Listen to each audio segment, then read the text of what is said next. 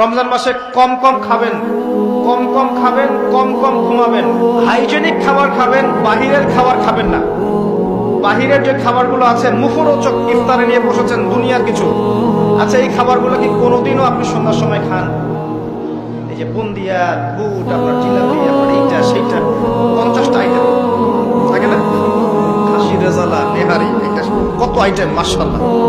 ইফতার করতে বসছে মনে হয় সারাদিন যা খাই না উসুল করে ফেলাইতে হবে আজকে। আর সেইটাই খাচ্ছে এমন হবে যে জীবনের শেষ খাবার খাওয়া হবে না কোনদিন।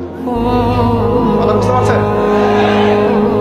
জীবনেও তো সন্ধ্যার সময় এগুলো খাই না, আমরা খাই এগুলো। যে যত বেশি খাবে সে তত অসুস্থ হয়ে যাবে।